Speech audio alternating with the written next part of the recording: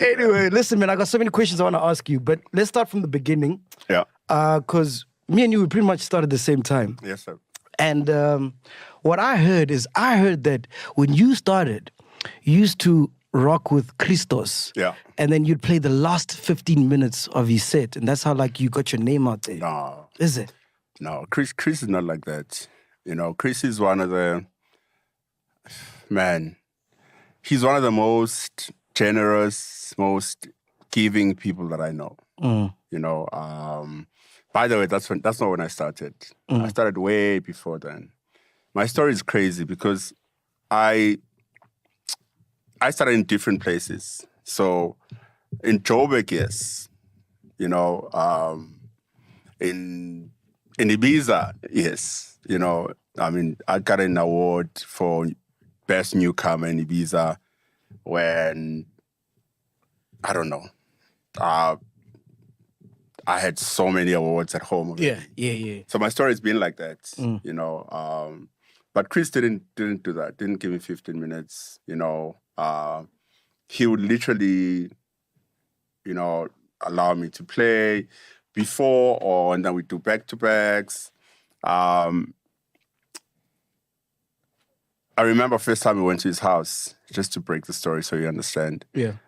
We were all excited. We were still a group, Ishana, you know, and another Greek friend of ours, Christos, wanted to introduce us to Chris. He says, man, you guys need to work with Christos.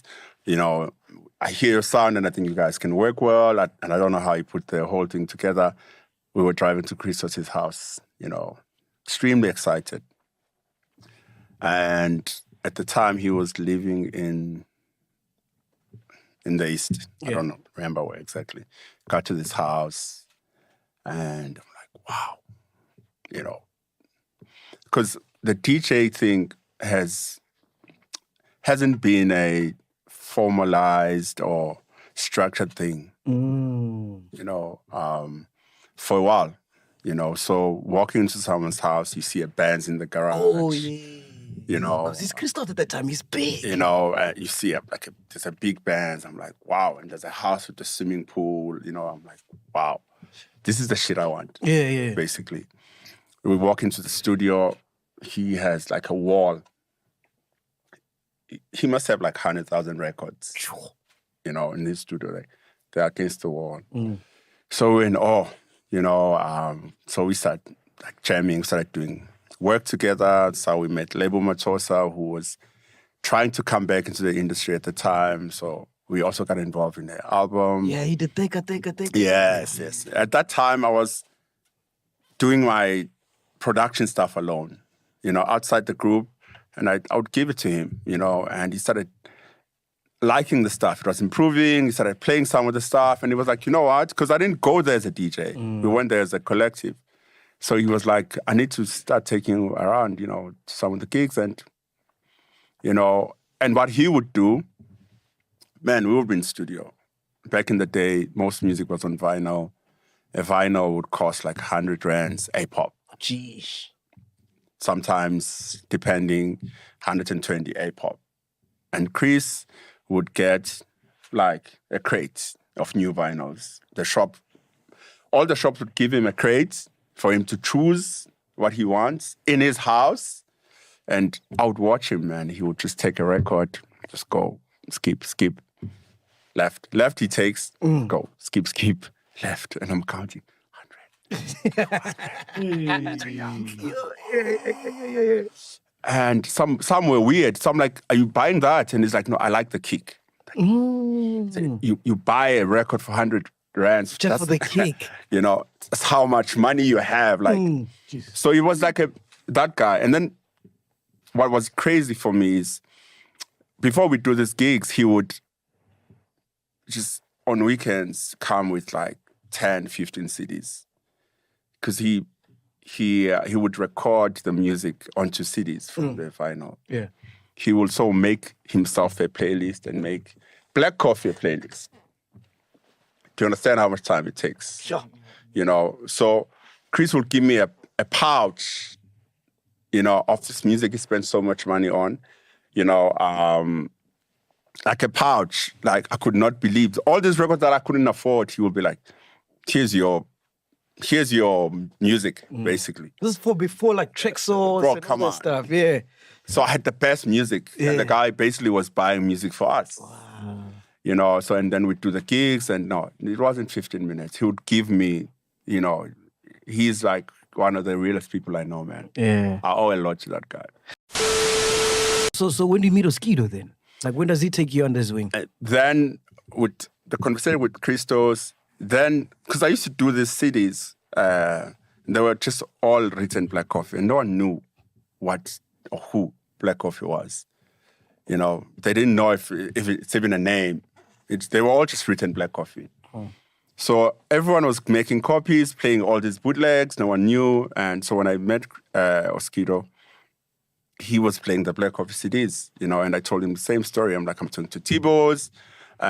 Chris is not in a good position to help me, so I'm looking for a deal. Even Lindelanum Kids at the time, you know, he was like, you know, let's look at opportunities. And, you know, and I remember I went with the same guy who had dropped me off at T-Bows' house, Cisco. He still owns a record shop in Pretoria. So I walked into Oskido's house with a white guy. Oskido's like, my man, you came with the lawyers. Already? I'm like, no, this is my friend. He's just dropping me off. He's not a lawyer, you know. So we were just like, listening to the music. It's like, okay, I'm going to talk to the guys, you know, and see if but I think your project is amazing. And so we did a licensing deal with KALAWA for my first album. Because when I spoke to Oskido, he was telling me that you were so persistent. Like, because at the time, I mean, it's Oskido's KALAWA. KALAWA's the biggest thing. And you found out where he stayed. I see guys that, you know, like are consistent in dreaming. I was probably number one. Like, at any gig where Glenn Lewis was playing, I'll be in the front. You know, he even recognized my face just from attending gigs. You know, Fresh, any gig with Fresh, or not, it's in Durban. Every time there's Fresh in town, I'm there. You know, because I was so fascinated by first music all my life. That's all I've done. So now there's this DJing thing that I can explore. How does it work? You know, can you really make a career out of it? Who can I look up to? Who's done it? Who's doing it? What are they doing?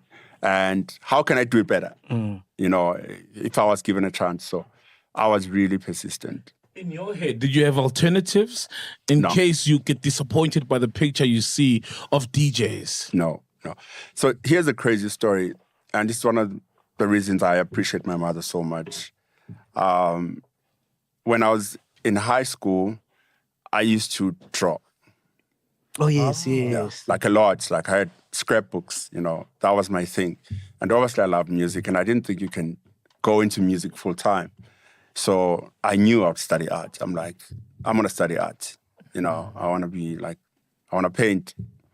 So matric, cut forms, vets for fine art, Durban for music. Yeah. Signed, gave them to my mother as a parent to sign and send. Months later, she came back. She's like, oh, Durban, they want to interview you, whatever, audition. I was like, cool. So I got to Durban, got the audition, accepted at school, went to that school. And so one day I was at home, I don't know, going through stuff, opened my mother's room, a drawer. I found the vet's forms. Yeah. So she never sent them. Yeah. You know, she just looked and thought, nah. It's not it. We're choosing music without telling me. Wow. Whoa. That's beautiful. You know, so, and she never told me the story. So I open, I'm like, here are these forms. I mean, I asked her to send them. She just never did. You know, and she took me to the audition. You know, I think she was like one of the few parents that were known in my faculty because she was always there at school. You know, she supported the music thing way early, you know. Even when we were a group, she was our transport. You know, she would take us to the gigs. You know, obviously we were not big, so we would play to empty stages. You've played at empty stadiums? Of course. And it will be, so there's a girl I was seeing at the time, It would be my mom and her in the front, like no one else. We're playing and it's just them. Is she the one that gave you the name Black Coffee? Yeah. I mean, that's why I can mention, so she was like our support structure as a group. She took us everywhere, photo shoots, radio interviews. She would literally leave work and come, drive us around, So she really believed in this thing, probably more than I did at the time.